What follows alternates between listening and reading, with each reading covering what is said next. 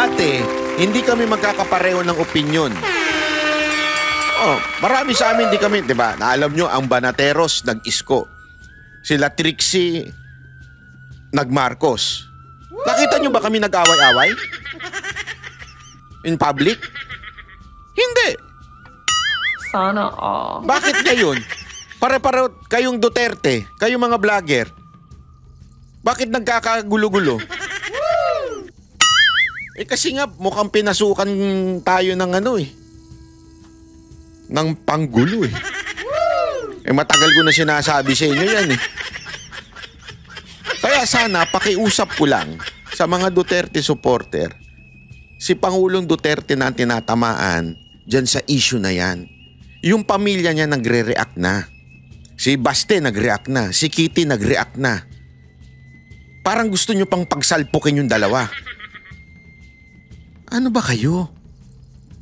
Hindi yun lang kasimple. Ano ba kayo? Yung ating tatay nandoon nagsasaper sa loob. Ngayon gusto nyong pagsalpukin yung pamilya? Putang ina nyo talaga. Kayong mga tatanga-tangang nagpapaniwala kung saan-saan at sumasakay sa issue na to. Magandang araw po sa inyo lahat. Ako po si Banat Bayat. Ito na nga, pag-usapan na po natin ang mga mahalagang issue na nangyayari sa ating lipunan. Lalong-lalo na yung balita na hindi na daw matutuloy ang impeachment. Naku po, palakbakan tayo dyan. Marami nang nanginginig ang laman. Kasi bantakin mo, pagplanuhan ba nila yan? Paggastusan ba nila? Natawa nga ako dun sa sa isang post. Sabi dun sa isang post, ang nirereklamong confidential funds ng mga ulul na mga congressman ay yung 150 million daw. Yan daw yung nirereklamo nila. Tapos, same thing naman daw ang binayad at ginastos ng ating bayan sa kanila dahil 150 million ang bigay daw sa kanila. Naku po, patay tayo dyan. Gago! Times 200 plus yun, 150 million times 200. Bahala na kayo kung ilan yun. Pero, di ba, ganyan ang tinatawag na hypocrisy. Galit ka sa nangyayari na akala mo katiwalian pero ikaw naman ganun din. Di ba? Mas lalo ka. Mas, di ba, may mga galit sa corruption dyan. Pero sila naman, nagnanakaw din sa opisina. Nagnanakaw din ng oras ng kanilang trabaho. Natutulog. Nagte-text-text. Nag-swipe-swipe. Nag-add to cart. Pero galit na galit ka sa corrupt. Di ba? Sabi, konti na lang laman yung Banat Bay. Ano ba naman yung pitikin ko yung air freshener ng opisina na? Ano ba naman yung pitikin ko yung tissue sa CR? Para sa bahay namin. Yung mga ganyan yung mga gago di ba? Anyway, ano ibig ko lamang po sabihin mga kababayan? Ito nga sinasabi nung post na yon, nasabi 150 million nirereklamo nila kay Sara Duterte na nilustay daw. Pero ang gobyerno naglustay ng 150 million, alleged 150 million sa bawat congressman pumirma ng impeachment. 200 yun. Ay grabe.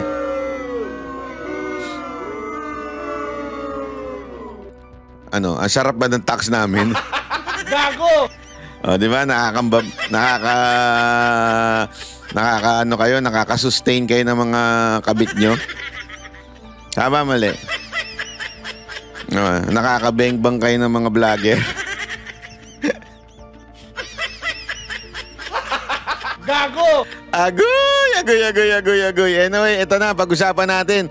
Kasi sabi talaga dito, at napakalinaw ng paliwanag ni Tolentino tungkol po doon sa bakit hindi pwede magpatuloy. At pinaliwanag din niya yung mga argument ng mga nagmamagaling sa konstitusyon. At mga nagmamagaling na abogado na pwedeng magpatuloy yon. Eto na, panoorin natin. Were quoted as when the 20th Congress opens, the impeachment is functionally dismissed. Yes. Now, you have some of your colleagues who don't agree with that. Further? Yes. Yes, why? Why would you say that? Because What let's ground? Parang ayaw ni Miss Karen Takanta siya, ba't why? Bakit ganun? Ano ba? Hindi, kayo naman, ganyan lang talaga si Miss Karen Davila. Pag nagsalita talagang feel na feel. Ba't why? Talay. Yes, I've been studying the Constitution for decades. I'm a constitutional law professor. Likewise, studied the U.S. Constitution, took up the New York Bar.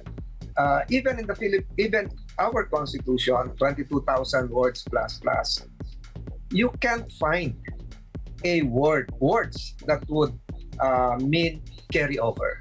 What you will find are the following constitutional commands. Under Article 11, the Congress shall promulgate its own rules.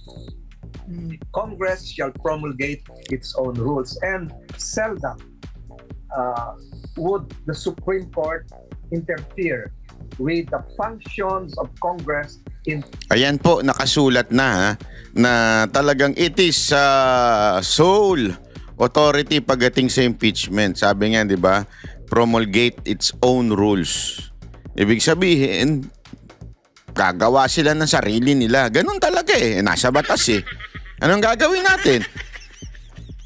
Hindi ba, yun yung sinasabi ng iba na yung remand, wala daw sa Constitution. Oo nga may problema, merong batas na nagsasabing the Senate may promulgate its own rules. Patay tayo dyan. Alam mo, abogado, matalino. Alam mo to si Tolentino, matalino sana, medyo balimbing lang totoo, pero matalino itong maman to promulgating its own rules. By virtue of that, the Senate, under Rule 44, promulgated the following. If I may care to...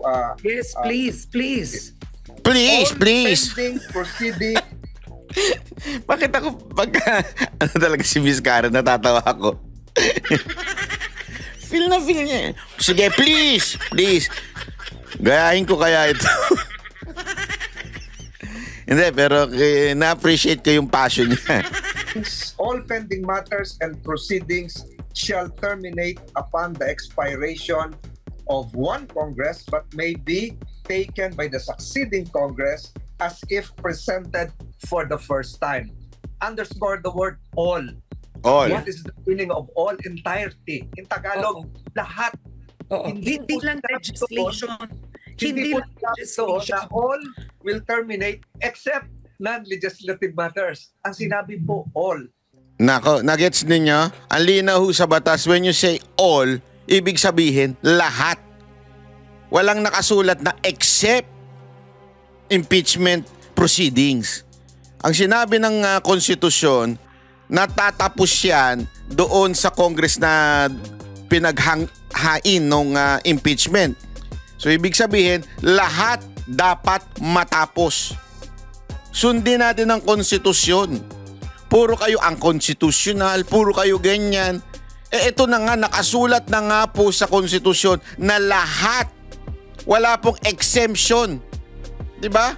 Pag sinabing lahat, all, kung ang intensyon ng konstitusyon ay may exemption, dapat isinulat dyan. Most. O kaya, all except. Walang ganun And what is the meaning of all? Lahat. Wala pong sinabi na yung impeachment ay tuloy. And there are those who will argue bakit yung canvassing, bakit yung electoral tribunal natutuloy nila. There is an Ang galing So iniisip kagad ni Tolentino kung ano yung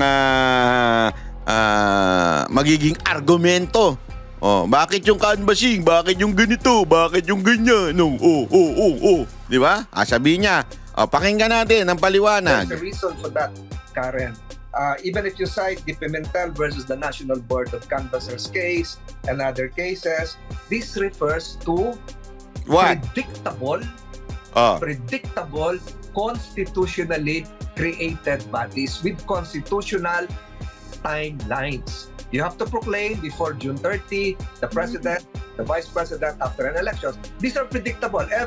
After every presidential elections, it is expected that a canvassing board, national canvassing board, will be constitutionally created. But impeachment, you cannot predict when this body would be created. It comes out of a constitutional necessity if there are quote-unquote constitutional crimes committed. So I still maintain, Karen, there were attempts, no offense to others, to cite some Supreme Court Constitutional Commission debates. The Constitutional Commission debates would refer to the attempt of Commissioner Aquino then to have the impeachment process transferred to the judiciary. But it was voted down. It was not acted upon positively by the CONCOM. Even the notion of tawid-tawid, which was explicated as an obiter by Commissioner Aquino, was not placed in the language of the Constitution itself. So, Okay, Senator, just very quickly, the rule that you had cited yes. on all pending matters and proceedings and in that Congress, can you cite that rule again? So that for our audience So, too. Rule 44, all pending matters Okay. And Rule 44 became a rule when? Is that an existing rule of the Senate regardless of the 19th Congress? Yes, I think this rule was adopted during the initial stages of the creation of the Senate after the ratification of the new Constitution in '87. So the rule, it has been in effect for decades now, Karen. It's not a new rule. No. So if you would like to have this amended, it can be amended. It can be changed to all. Senator, Yes. ang tanong ko, because we model the US, may punto kayo doon, right? We do. Yun ang inspiration for our Constitution. Does the US Senate have that similar rule? Because they Ayan, yan, di ba? Laging sinasite yan ng mga quote-unquote constitutional backbone, mga constitutional expert, mga abogaduhan.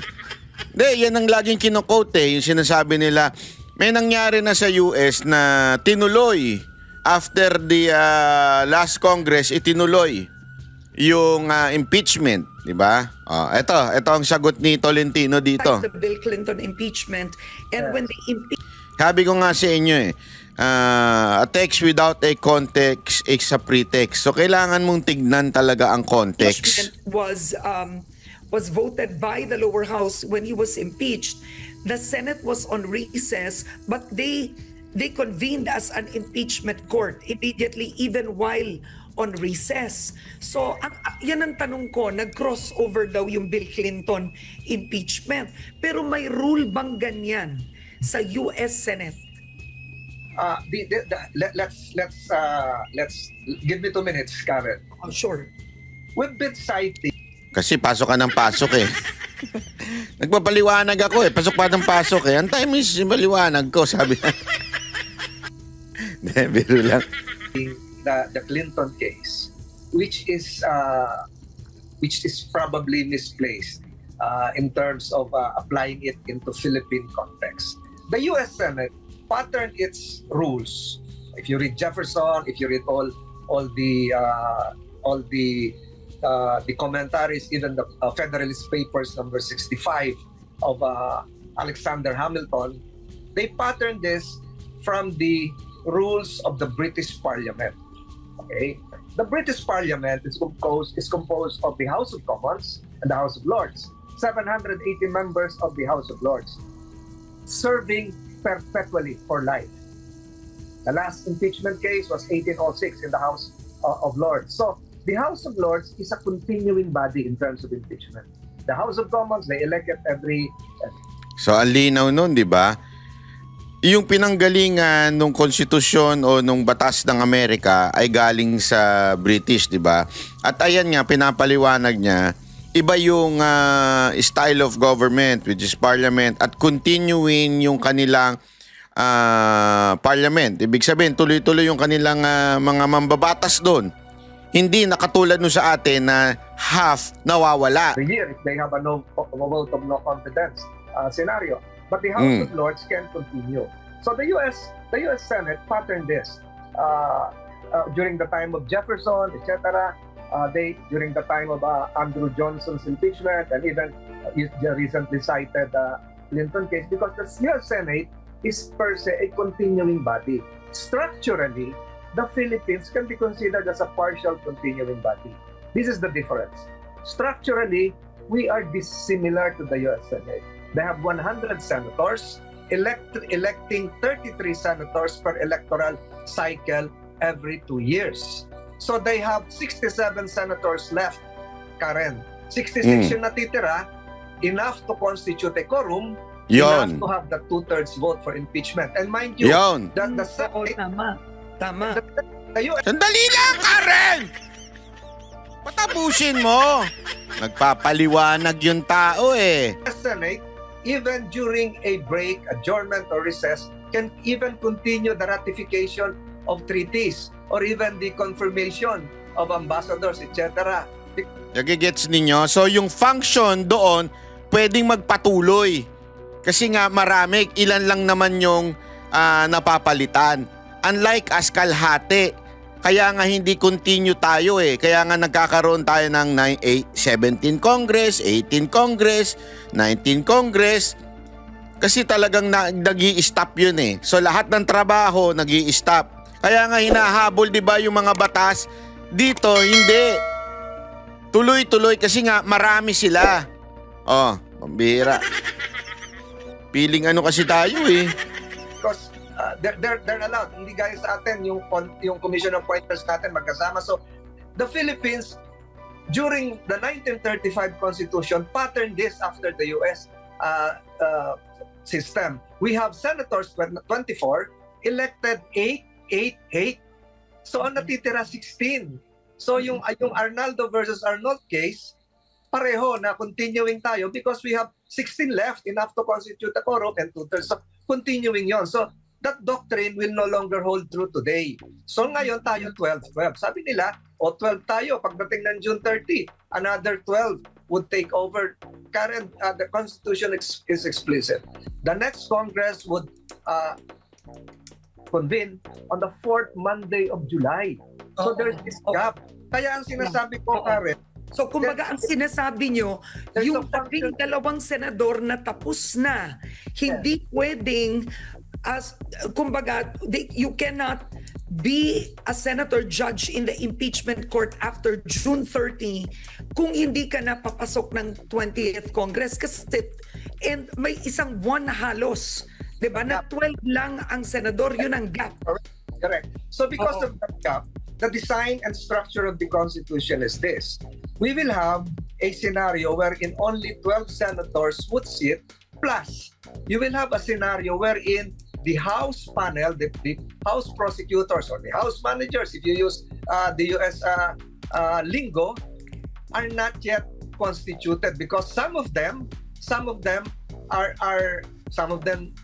were not successful in the re-election bid. So that's the reason why the 19th Congress asked the 19th Congress impeachment prosecution panel to submit in writing whether they are amendable. But I consider this as a misapplication of what is not written in the Constitution. The Constitution was designed to have an impeachment court per Congress in the same manner as one case can be filed per year. There is a difference between having the impeachment court cross per session rather than cross per Congress. Your current jurisdiction here is very important. Jurisdiction is vested by the Constitution. The 19th Congress cannot vest jurisdiction to the 20th Congress. This is now accepted by several of your guests because a Congress is distinct and separate from the succeeding and previous Congress, Karen. Alam mo, Karen, sa dami ng tanong-tanong na dito, Karen, ang sinasabi ko na lang ganito. I voted for that resolution, that motion filed by Senator De La Rosa with the caveat that for the number 2 item, I explained my vote. I even filed a 10-page expositio ampla, which is now part of the records. I hope you can have this. Yes. Can you please send that, sir? Yeah, please send that. Yeah. Explaining everything kasi ang haba nito, Karen. Ang sinabi ko dito, and I even talked to Senator De La Rosa personally because he mentioned the words competence. Sabi niya, the words competence would refer to a scenario for international arbitration tribunals deciding for themselves whether they have the jurisdiction. So how can a soon to be created, if it is ever created, 20th Congress Impeachment Court decide if they have jurisdiction or not? Para sa akin, it ends with the determination, the lifespan of the 19th Congress, which is supposed to be on June 30. There are only 10 words that you should remember, Karen. Ayan. Students listening right now. Ganda to. There are only 10 words. When you interpret the word all in Rule 44, 10 words that you should remember. What are those 10 words? If you count the text, the whole text, and nothing but the text. Iyon. The text would only refer to all. Even if you divine another meaning, it's not found there. We cannot invent the intention to be placed into words, written words, if it's not there. The Constitution is made up of words, not intentions. Karen, what is written is all. What is written is that the Congress shall promulgate its own rules. It's clear. And you cannot decipher in the Constitution the words carry over. That silence is not an invitation to presume otherwise. When the law is silent, you do not invent voices, Karen. Kaya nagkakagulo ngayon. Yun. Confusion is broad. Kasi maraming imbentutay. Alam niyo imbentutay? Sabi ko sa inyo, hindi lang mga tao diyan eh. Kahit yung mga abogado, kahit yung kasi baka sabihin na iba, yung mga masa lang naman, yung mga chismosa lang naman ang mahilig sa imbento. Hindi. Kahit yung mga nagmamagaling, kahit mga abogado, profesor, nasa media, mahilig mag-imbento. Yung sinasabi ni Tolentino, lalo na talaga yung mga matitikas na abogado. Pag nakalagay, yun lang. Hindi pwedeng dagdagan. Pasensya na, meron po kasing nagnanais maging Senate President na kinokontra si Chis Escudero dahil gusto lang naman maging Senate President. Pero ang totoo, ang hilig mag-imbento nun. Minsan nag-iimbento talaga yun. Di ba? O eto, sinasabi, kung wala doon, hindi ka pwedeng mag-create. Wala, kaya nga sinasabi, wala yung ililipat, i-carry over, walang ganun. So hindi pwede.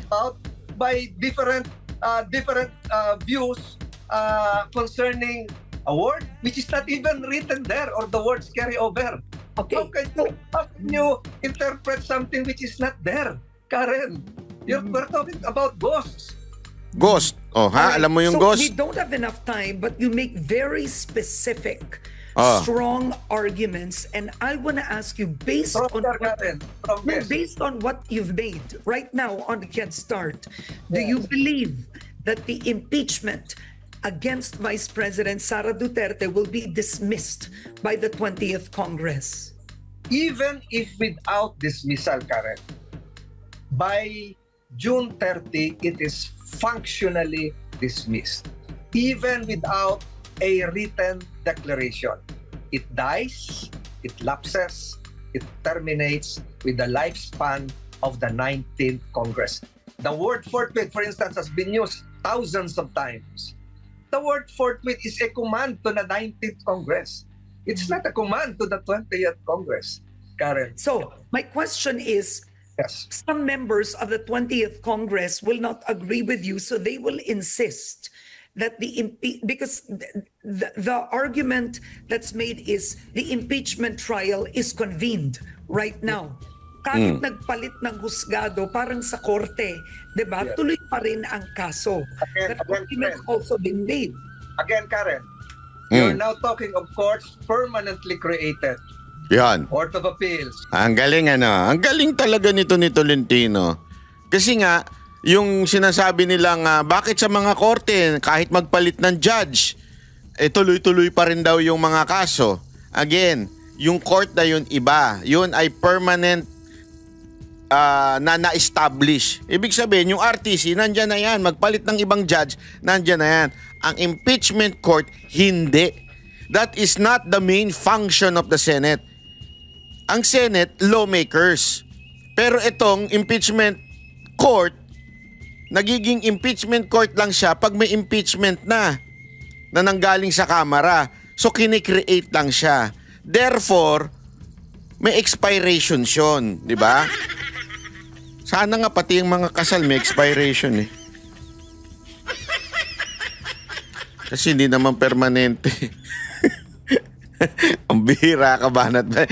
Wala naman kasing forever. So dapat yung impeachment court impeachment court.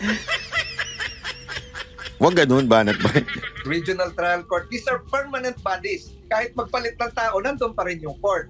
But unlike the impeachment court, this is not a permanent constitutional court. It is only created when constitutional crimes, quote-unquote, are committed. Unlike the permanent bodies that you're referring to, pwede talagang magpalit because it exists 365 days a year, 24/7. So, again, Karen, what is now a contradictory admittance that there is a need to terminate this? When the 19th Congress and Senate asked for, and you've been applying the Clinton misapplied Clinton president, Karen, yung Clinton pinatuloy nila pero pinababago nila yung House panels lagi. So in effect, structurally sa Philippines, pinababago ulit natin yung House panels kaya merong item number 2 dun sa resolution, which I think your previous guest mentioned a while ago. Hindi pa sila nakaka-comply. So makikita mo dito, there is a dysfunction somewhere because babaguhin yung panel. Tapos yung impeachment court, iba na rin yung composition. Mag-o-oath na naman. So again, Karen, to settle the matters clearly. Galing ang galing ng ginawa ng Senado, talagang nandun sa batas di ba? Kaya nga daw may number 2 Bakit? Kasi nga, yung mga prosecutor, mag-e-expire na. Yung kanilang authority, even if they are re-elected, si Chua, mag-e-expire na yung authority nila na yung impeachment na narehistro sa 19th Congress ay dapat mag-expire din. Kasi nga, tandaan ninyo, yung impeachment na yon, it was a decision made by the 19th Congress, passed sa Senate in the 19th Congress. So therefore, after the 19th Congress, tanggal na po lahat yan. Expire na po lahat, including the prosecutor. Kaya nga may number 2 doon sa remande, which is yung mga prosecutor, nais pa bang ituloy ng 20th Congress yung kanilang papel na prosecutor. Pero ako, ang tingin ko dyan, magiging next question dyan, kasi kung sumagot na yung prosecutor ng 19th Congress into 20th Congress, sasabihin nila, sige, gusto namin ituloy. Ang tanong, asan na yung impeachment? Ito, 19th Congress. Malamang questionin yun. Sasabihin, sandali, that impeachment article, sa 19th Congress yan. Nag-expire na yan. Kailangan ng bago. Ganun ba? Kailangan ng bago. Kasi nga nag-i-expire according sa batas. All. Ano ibig sabihin ng all? Lahat. All. Diba? So, malinaw ho yun. Pero malamang sa malamang, kokontray ng iba yan, diba? Pero, ewan ko na lang kasi matikas po. Kaya nga tingnan mo, merong nilabas ngayong bagong news. Si Erwin Tulfo, meron siyang binitawan. Ano sinabi niya doon? Nag-uusap-usap daw itong mga kongresista na mag-file uli ng impeachment. Ang problema lang, may 1-year ban. Ibig sabihin, from the 19 Congress, kung ano yung na-file na impeachment, may 1 year dapat yung kasunod. Hindi pa pwede, may gap. So sa tingin ko, ganun ang gagawin na lang nila. After kasi mismong sa bibig na ni Erwin Tulfo, alam naman natin, galing sa Kamara yan, na pinag-uusapan. Although they deny it, pero pinag-uusapan na. Because maybe siguro napayuhan sila ng mga matatalinong lawyers. Sandali, expire talaga to. Pagdating ng 28th Congress, expire na tong 19. Wag na nating ipagpilitan, delegates tayo dyan. Di ba? Balamang may nagsabing ganun sa kanila kaya tuloy nila kinukonsider na i-refile na lang sa 20th Congress para talaga yung jurisdiction naandun. Kasi alam mo, even in all courts, napaka-importante ng jurisdiction. As a matter of fact, in all defense, in all trial, yan ang unang kaya nga may arraignment Ano ba ibig sabihin ng arraignment? O yung may warrant, di ba? Kasi sinasabi ng korte, you are now under our jurisdiction. Tapos may chance pa nga yung naakusa, nasabihan yung korte, mag-file ng motion na we think na you do not have the jurisdiction because blah blah blah blah blah blah. So ibig sabihin nun, dahil hindi siguro na-commit yung crime doon, maaaring ilipat ng di ba? Yan yung laging kini-question yung jurisdiction. Dito, yung jurisdiction ng impeachment ay nasa 19 Congress. At wala sa batas na pwedeng i-carry over. Yun yung sinasabi ni Tolentino. As a matter of fact, malinaw yun. All will expire. Wala ring salitang carry over sa konstitusyon. When can they find a constitutional instruction giving them the mandate to continue? Show me where. Where can you find the words carry over? Show me where. Again, I repeat the most important 10 words. The text, the whole text, and nothing but the text. If it's not there, it's not part of the Constitution. We're talking about something which is not appearing. We're talking about ghosts. We're talking about speculations. We're in a nebulous realm, Karen. It is So ang huli na lang to close, the 19th Congress is ending on June 30. What is your fearless forecast? For the 20th Congress, naniniwala kayo hindi na matutuloy ang impeachment trial? Karen, to refresh your memory, baka iba yung opinion mo sa To refresh your memory, ha? Mukhang makakalimutin ka na. Lilinawin ko lang, sabi niya. And I was the one who filed the 19-day indicative trial calendar. Ang sabi ko, kung gusto nyo matuloy ito, tapusin nyo ito ng 19 days. Magtatapos ito ng June 30. Remember that? Okay. So I clarified that during the convening of the impeachment court. I asked what now happens to the indicative calendar. Kung itutuloy yun, pwede pa Kasi ang Kaso hindi nangyari. It's now moot. It's now moot. That indicative calendar, that plan of mine was shut down. So it's not going. Hindi mo nangyari. So hindi mo masasabi na against impeachment ako. Ako kayo nag-file nun, di ba? But that indicative calendar, trial calendar, would end June 30. Doon pa rin ako. Okay. Well, Senator Francis Tolentino, we can talk about this at length. I have to apologize because I am now over time. Thank you. But I will not give you this. I'll give you my exposition ampla. All right. Thank you for that, sir. And I want to thank you for your insights today. It's very Grabe, no? Ang galing ng pagkapaliwanag, napakalinaw. Lahat ng argumento ng mga nagmamagaling ay talagang tabla dito sa mga sinabi ni Tolentino, di ba? Ulitin natin, number 1, ay yung sinasabi nilang carry over, walang ganun sa konstitusyon. Pagdating naman sa batas, pagdating naman sa authority, mag-e-expire. All. Lahat daw mag-e-expire. All.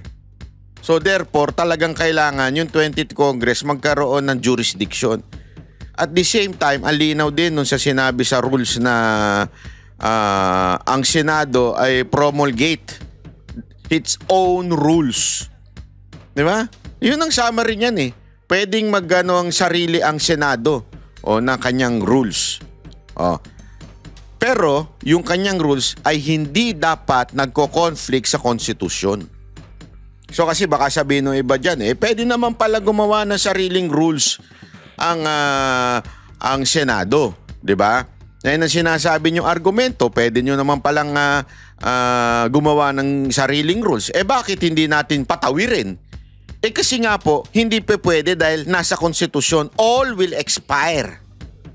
Nagets natin? Kasi yun yung angulo na baka sabihin ng iba, akala ko ba sole authority ang Senate? The Senate can promulgate its own rules? Bakit hindi natin patawirin? At sabihin ng Senate na hindi, tatawid ang impeachment trial. Kasi yan ang dahilan nyo for the remand. Diba? Yung ibinalik nyo sa Kamara, yan ang dinadahilan nyo. Sole authority, promulgate its own rules. Ayan ang argumento nyo. Kasi wala namang nakasulat sa konstitusyon na bawal i-remand. Walang ganun. Okay?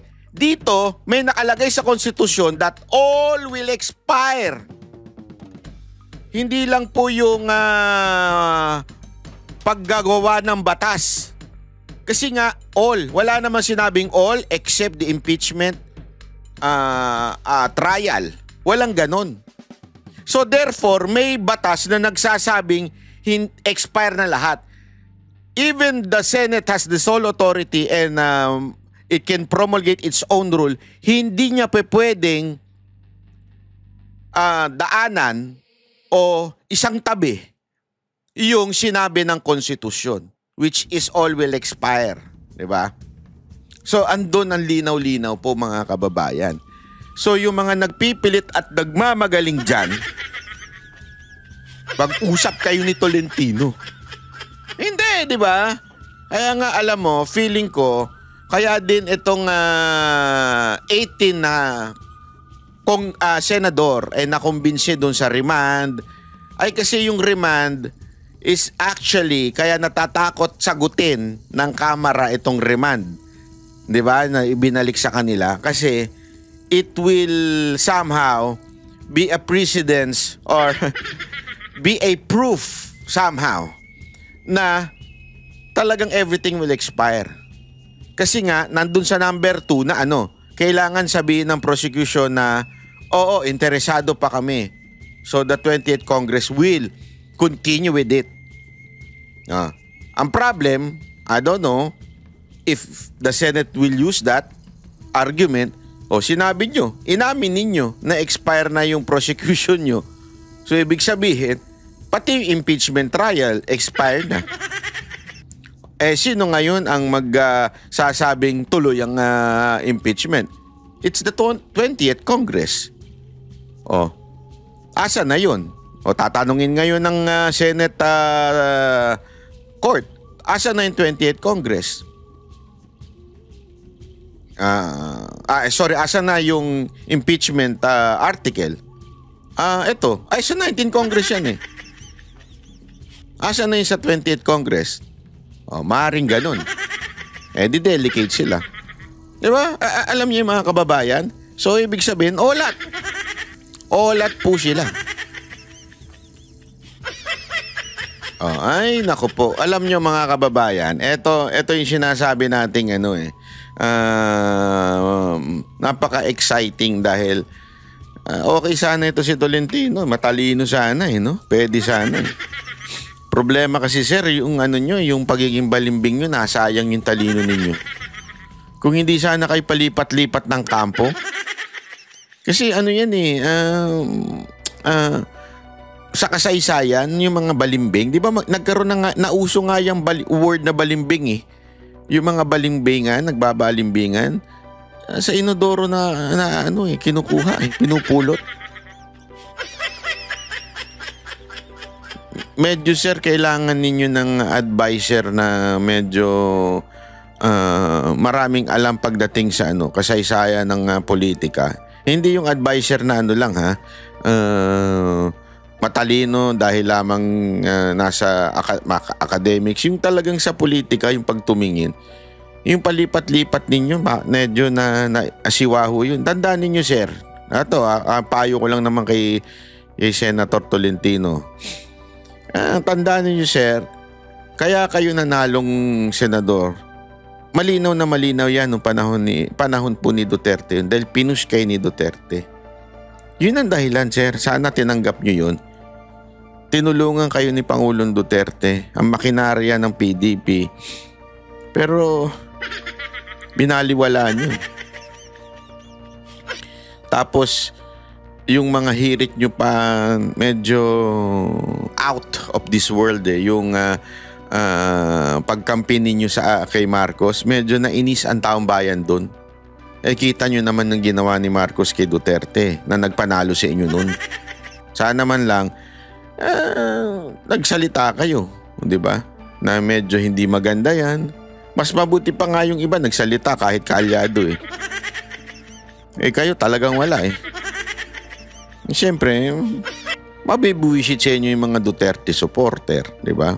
Ganun talaga wala tayong magawa. Better luck next time. Sayang lang yung talino ninyo. Hindi, kasi ako talaga natatalinuhan ako dito Magaling ito Pagdating sa mga batas, at saka dami ring batas na isulong nito nung Kaya lang, yun na nga, medyo ewan ko kung anong dahilan bakit kayo lumipat kay Marcos. Alam nyo namang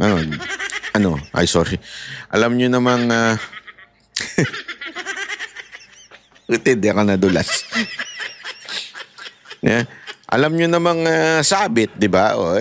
Dilipatan nyo pa. Anyway, ito. So, ito ha.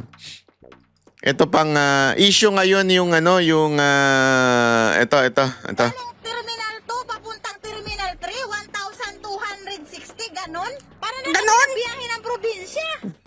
Sa social media, Terminal to Terminal, 1,200. Hayop yan. boss ng pasaherong sa NAIA Terminal 3 noong Biyernes, maririnig ang kanyang pag-alma sa singil ng taxi driver sa mahigit 6 na kilometrong biyahe papuntang Terminal 2. Nang mapanood ni Transportation Secretary Vince Dizon ang video, sobra naman yung 1,000, 1,200. Kalokohan na yon. Yan na pang-aabuso na yan. Suspended na yung driver, nahuli na natin, suspendido na ang lisensya niya, dahil ginawa mo yan, i-revoke yung lisensya mo. Hindi ka na makakapag-maneho Nako! ng taxi. Pasensya ka na. Pero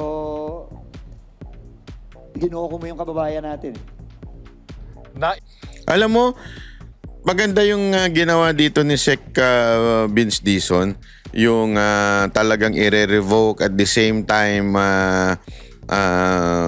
yung prangkisa, di ba? Although nagkaroon ng ng development ito Itong taxi driver na ito, sinumbong niya kasi yung mga mga pulis na involved dyan sa loob ng DOTR, yung airport police yung mga yan, at saka security daw Pinangalanan niya 5 yung pinangalanan niya, kinakat kong silang mga taxi driver.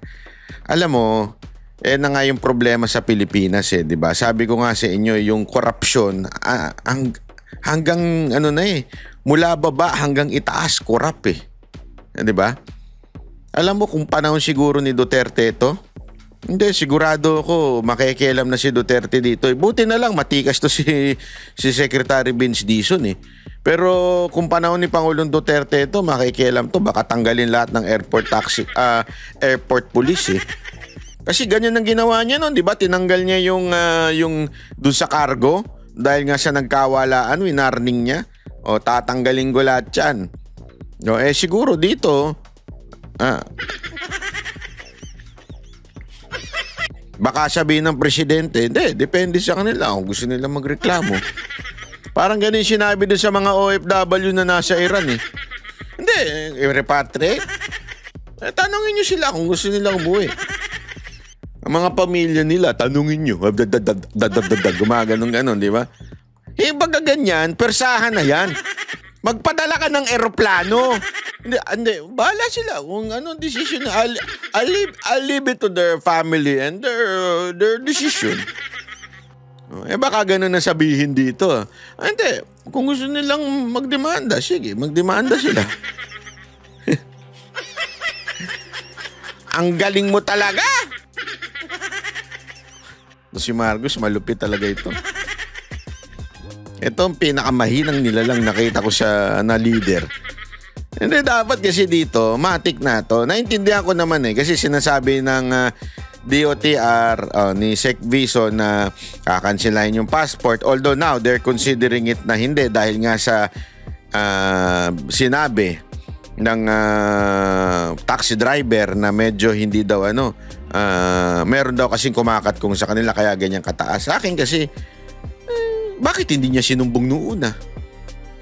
Hindi, di ba? Kung talagang totoong merong ganun, bakit hindi niya sinumbong? Di ba? Anong nangyayari? We tolerate it.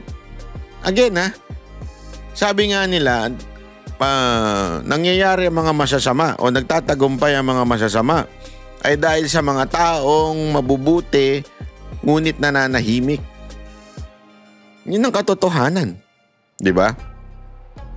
So sana lang, nagsalita na si noon pa. Hindi yung ngayon nahuli ka na tsaka ka magsasalita. It's too late, di ba? Sa akin lang ang dami mo nang sabi nga niya nung humingi siya ng tawad. So sa isang niyo sabi niya, humingi po ako na sa tawad sa mga lahat ng na-over ko. So ibig sabihin talagang araw-araw nyo na palang ginagawa yun. Ang birang buhay, Ereo. Hindi, alam mo, bullshit na bullshit talaga ako sa mga taxi na ganyan eh. Sa totoo lang, kasi nung panahon ng nanay ko, nung itinataxi ko po siya mula doon sa kanyang pinagtatrabauhan, laging grabe. Layo namin nung, Fairview kami nun. So from Mandaluyong to Fairview, JRU yun eh. So grabe yung singil ng taxi, talagang wala ka na sahod. Binayad mo na sa lahat sa taxi. Ganun katindi, di ba? Tapos minsan isnabero pa, layo niyan. Hindi, kaya din nagkaroon ng mga TNVS, kaya lang, sana yung TNVS wag monopolyo. Ang daming, sana magkaroon ng maraming klaseng taxi company, hindi lang yung monopolyo ng iisang company, di ba? Sana lang gawa ng paraan ng DOTR yung monopolyo ng TNVS. Ngayon, etong sitwasyon na ito, sana mas diinan kasi marami sila dyan eh. Magkakakuntsaba yan. Alam mo kung paano mo malalaman? Umikot ka dyan sa Terminal 3. Makikita mo, nagtatraffic sa isang bahagi dyan kung saan naandoon yung mga pasahero. Tumatawid sila sa kalsada. Kahit bawal tumawid doon, tatawid sila doon. Lalagpasan nila yung parking, tas doon sila naka-standby. Kaya tuloy yung mga taxi doon naka-standby. Kaya alam nyo mga kababayan, this is nakakahiya para tayong jologs na bansa. Hindi kasi alam mo sabi ko nga sa'yo, sorry kung may compare ko na naman sa Japan. Kasi sa Japan po, lagi po ako dyan. Napakarami pong way para makapunta ka sa city. From Haneda, may bus, may train, may taxi. Whichever, depende na lang sa'yo. Ako kasi, minsan, sa sobrang daming dala, ayoko nang mag-train. At saka, alam ko, hindi pwedeng sobrang daming dala sa train eh. Pag sa bus naman, medyo abala rin kasi nababagalan ako. Bago ka pa makaabot dun sa syempre excited ka na, nasa Japan ka na, wey! Diba? So gusto mo na kaagad makarating sa hotel mo, makapahinga, di ba? tapos Makagala. So, ako talaga, pag Haneda, malapit lang naman din po. So, nagtataxi po ako. Ang organized nung taxi. Talagang organized yung, merong mga taong, hindi to lolokohin ka, ha? At dito ka magugulat. Dito ako nagugulat talaga, sabi ko, lintik ito mga hindot na to. Ang grabe talaga. Yung, di sa akin taxi. Siyempre, lalagpas na ng ano yan, lalagpas ng isang lapad yan eh. From Haneda to my hotel, lumalagpas na isang lapad dyan. Tapos pagdating mo doon, bigla niyang babawasan ng 1,000, 2,000. Kasi ang isang lapad, 10,000 yun eh. Babawasan niya 1,000. Basta may papaliwanag siya in Japanese, tapos ipapakita niya yung papel na pag galing sa airport, may discount. Ito lang yung dapat naming singilin. Nakasulat doon ha. Shibuya, Shinjuku, nakasulat na doon. Pwede naman niyang itago yun eh kasi yung patak ng metro 10 eh. I mean lagpas 10, yung mga 11. Lagpas. Pero ang binabayaran ko lang 9,000. Kasi meron sila ipapakitang papel, ganun sila ka-honest. Pwede naman di nila ipakita eh. I mean, hindi malalaman pa ba yun? Hindi, ipapakita nila ito. Tapos ibabalik nila sa akin yung sukli. Sabi ko, tangina, kaya na lang din ganito tong bansan to eh. Kaya na rin ganito yung yung tourism sa kanila. Ay grabe. Sila na nga sumusuko eh. Ayaw na nila kasi grabe punong-puno ng turista doon. 'Di ba? Ganon katindi. All over the world, ganon katindi doon. Kasi nga because of their culture, yung honesty ng kultura nila. Isa atin. Pagkararating pa lang ng foreigner, gusto nang umuwi sa bansa nila. Abi, ano ba ito mga to? May kaliwat kanan nang nanghihingi. Ultimong sa loob pa lang ng airport. Tapos bagati. Pauwi pa lang silang sa hotel nila, na-stress na sila sa presyo. Tapos you would expect us na magkaroon ng napakaraming turista? Basic eh. Sorry basic. DOTR, DOT, basic. Basic lang po yan. Ayusin lang natin yung ganyan natin. Airport lang ayusin natin yung mga ganyang sistema. Dadami turista sa atin. Bakit? Napakaganda ng Pilipinas kumpara sa ibang bansa. Diba proud na sila dun sa mga Bali, Indonesia, yung mga ganyan, Phuket, Thailand, di ba? I mean, gandang-ganda na sila dun. Sa atin, napakaraming mas maganda di hamak na beach sa atin. Napakarami po. Di ba? As in, sobra yung white sand, yung clear water, yung baba ng amenities, yung hotel, kumpara mo sa ibang mga lugar. Di ba? Kaya lang, nabubudol sila si airport pa lang. Sa madaling salita, hindi ito pwede dun sa mga turistang yung katulad ko, kare, gusto kong pumunta ng ibang bansa, halimbawa sa Hong Kong. Hindi ako mabubudol. Hindi yung pagdating ko sa kaliwat kanan ng kakalabit sa akin, sir, taxi. Dito tayo, sir, mas mura dito, taxi.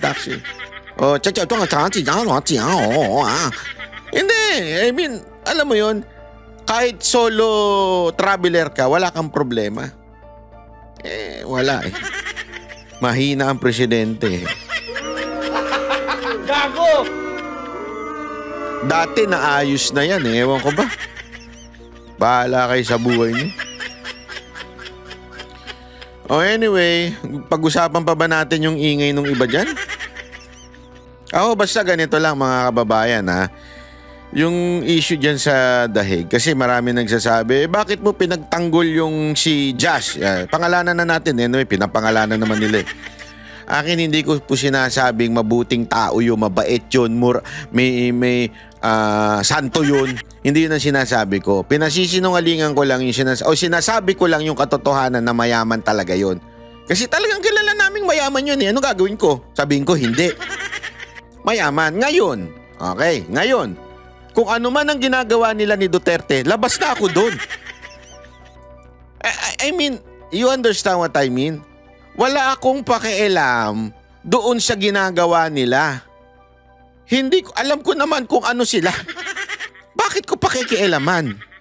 Yun lang naman sa akin kasimple mga kababayan.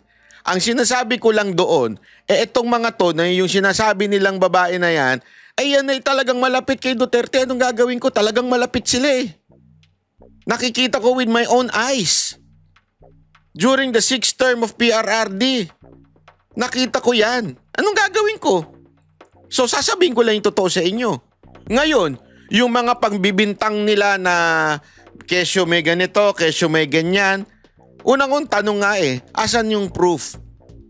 Pinakita ba sa inyo? Hindi ko po alam wala po akong alam dyan. Hindi ko kasi pinanunod dyan sorry Pasensya na po kayo, hindi ko pinanunod talaga. So tanungin nyo yon sa sarili ninyo. Eto binibigyan ko lang kayo ng guide. May pinakita bang ebidensya o kwento lang?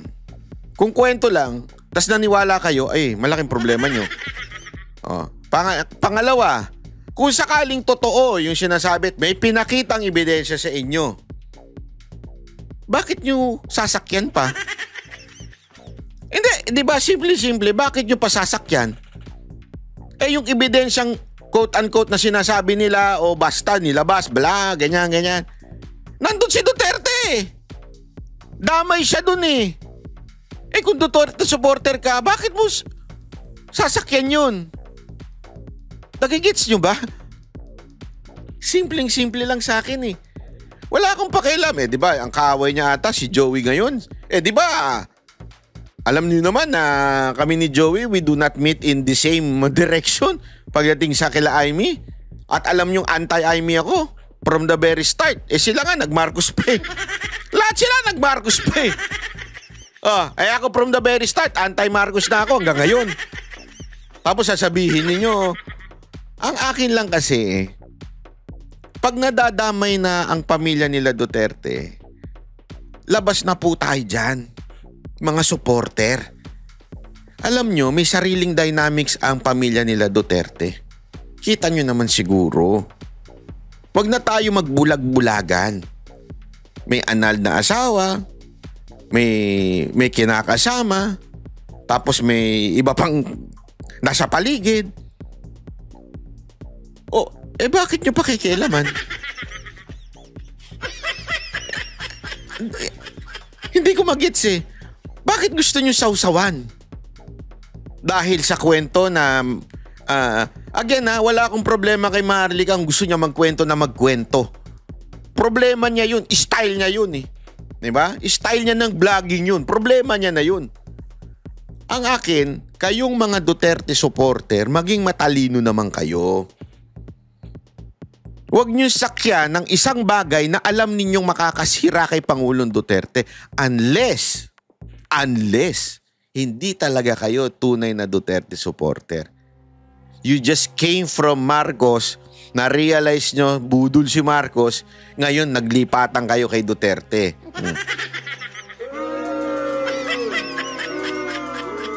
Ibig sabihin, hindi nyo talaga mahal si Tatay Digong.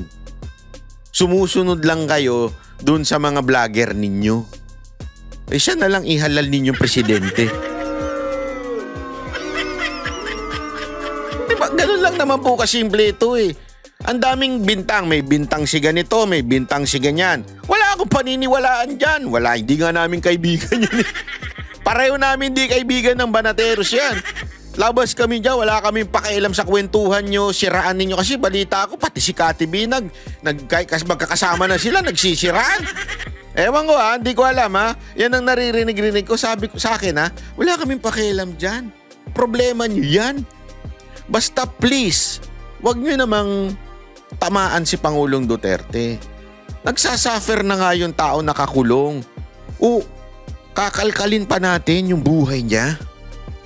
Bakit? Hindi, yun lang. Simpleng ganun Bakit nyo kakalkalin ang buhay niya? Kahit totoo, ulitin ko kahit totoo lahat ng sinasabi ninyo. Kahit totoo. Sa tingin ninyo, sino tinatamaan? Kung meron mang katiwalian na nangyayari dyan, so para nyo sinasabi, ang tanga-tanga ni Duterte, dumadaan sa kanya lahat ng katiwalian na yan? Real talk tayo. So sino tatamaan? Sino ngayon sa labas? Ngayon balita na naman yung kay Kitty. Sino ngayon ang mukhang tanga? Yung mga dilawang ba? Mga pinklawang ba? Yung mga NPA ba? Pulahan ba? Sino ngayon nagmumukhang katawa-tawa? Di ba? Kasi nga, sausaw pa tayo ng sausaw.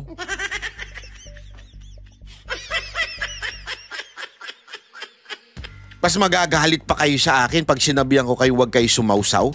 Ganun lang naman kasimple, huwag kayong sumausaw. Comment pa kayo ng comment dun. Di ba? Hindi nga natin alam kung nanggaling sa Marcos yan. Kasi may narinig ako, may nabasa ako na galing naman sa Marcos talaga yan eh. Kunwari lang, nag-anti-Marcos tapos ngayon, nanggugulo sa loob ng Duterte community. Oh. Medyo valid yung argumentong ganun ha. Kasi tingnan nyo, kailan lang ba nagkagulo-gulo itong mga vlogger na to? Kailan lang sila nag-away-away? Sige nga. Dati, hindi kami magkakapareho ng opinyon. Marami sa amin di kami, 'di ba? Naalam nyo, ang Banateros nag-isko.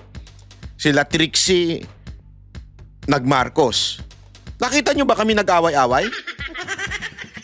In public? Hindi. Bakit ngayon? Pare-pareho kayong Duterte, kayong mga vlogger. Bakit nagkakagulo-gulo?